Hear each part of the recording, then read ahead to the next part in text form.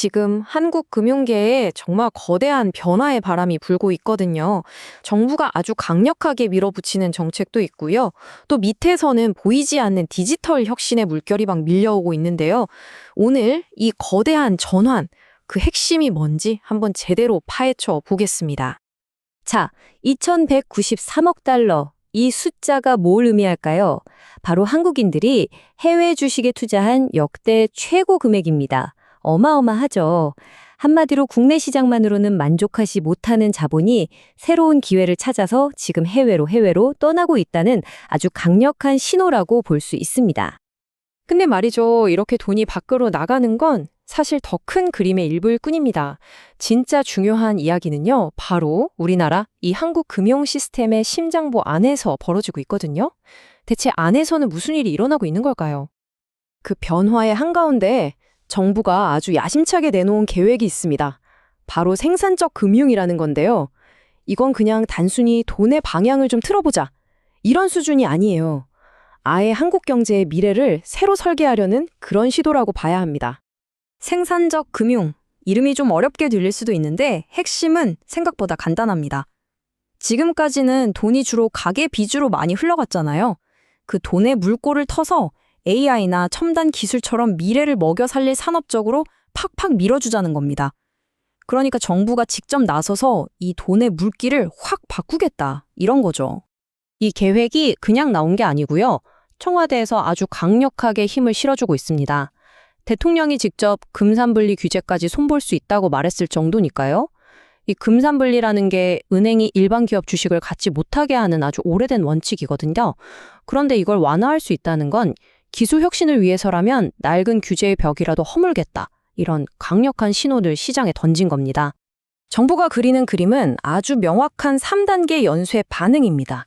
자, 첫 번째, 일단 규제를 확 풀어서 기업들 숨통부터 틔워주고요. 그럼 두 번째, 거기서 새로운 투자 자금이 생겨나겠죠? 마지막 세 번째, 바로 그 돈으로 AI 같은 핵심 기술 분야를 집중적으로 키운다. 딱 이런 로드맵인 겁니다. 그럼 정부는 구체적으로 이 돈이 어디로 흘러가길 바라는 걸까요? 딱 정해져 있습니다.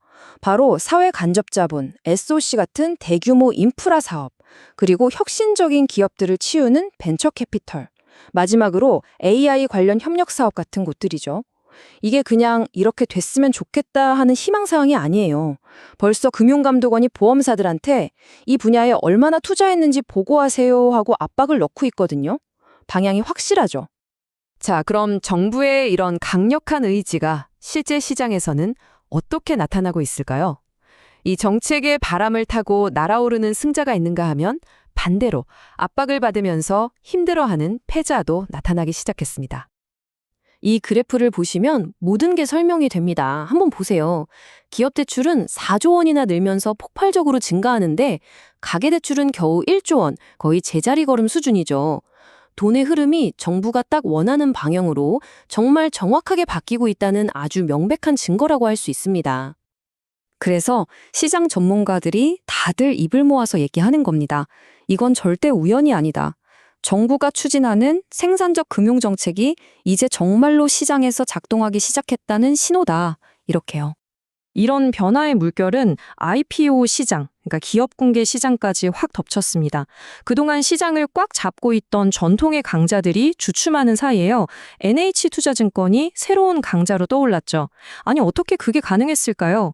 비결은 바로 정부가 팍팍 밀어주는 조선, 방산 같은 이른바 중후장대 산업 딜에 집중했기 때문입니다.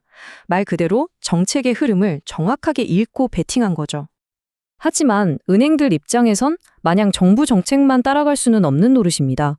왜냐하면 당장 해결해야 할 골치 아픈 문제들이 많거든요. 한쪽에서는 계속해서 사이버 보안 위협이 커지고 있고요. 다른 한쪽에서는 홍콩 ELS 손실 사태처럼 언제 터질지 모르는 대형 소송 리스크도 계속 관리해야 합니다. 뭐랄까, 지금 그야말로 이중고에 시달리고 있는 상황인 거죠. 자, 이렇게 정부가 위에서부터 금융 시스템을 바꾸려고 하는 동안에요. 아래로부터는 완전히 다른 종류의 혁신이 조용히 하지만 아주 거세게 밀려오고 있습니다. 바로 디지털 자산의 물결입니다. 여기서 정말 흥미로운 지점이 하나 있는데요. 한국하고 미국이 디지털 금융이라는 똑같은 목표를 향해서 가고 있는데 그 방식이 완전히 정반대라는 겁니다. 우리는 원화 기반의 안정적인 디지털 화폐, 그러니까 스테이블 코인에 집중하고 있고요. 미국은 기존 주식을 디지털화하는 토큰화 주식에 초점을 맞추고 있어요. 이건 두 나라의 금융 시스템이나 규제에 대한 생각이 얼마나 다른지를 보여주는 아주 좋은 예시죠. 특히 우리나라 움직임은 정말 놀라울 정도로 빠릅니다. 벌써 여야가 합의해서 특별위원회까지 만들었고요. 빠르면 이달 안에 원화 기반 스테이블 코인을 허용하는 법안이 나올 수도 있다는 얘기까지 나와요.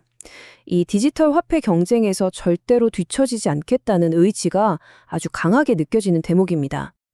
반면에 미국에서는 SEC가 기존 주식을 아예 토큰으로 만들어서 암호화폐처럼 거래하게 하는 방안을 검토하고 있어요. 만약 이게 진짜 현실이 되면요. 여러분 개인 디지털 지갑에 엔비디아 주식 토큰을 넣고 다니는 그런 시대가 열리는 겁니다. 이건 뭐 전통적인 증권거래소나 금융사들 입장에서는 자기들 역할에 근본적으로 위협받는 그야말로 게임 체인저가 될 수도 있는 엄청난 변화죠.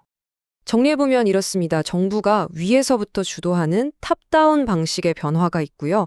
기술이 아래서부터 이끄는 바텀업 방식의 혁신이 동시에 바로 지금 벌어지고 있는 겁니다. 이 두 개의 거대한 힘이 부딪히면서 과연 한국 금융은 어디로 가게 될까요? 결국 지금 한국 금융의 모습을 한마디로 표현하자면 거대한 줄다리기 한가운데 서 있는 것과 같습니다. 한쪽에서는 혁신을 외치면서도 다른 한쪽에서는 안정성을 지켜야만 하고요. 정부가 정해준 정책 방향과 시장의 자율적인 경쟁 사이에서도 균형을 잡아야 하죠. 또 정부는 어떻게든 자본을 국내로 돌리려 하지만 투자자들은 자꾸만 밖으로 눈을 돌리는 이 팽팽한 긴장감, 이게 바로 지금 한국 금융이 처한 현실입니다. 그래서 우리가 던져야 할 마지막 질문은 바로 이것입니다.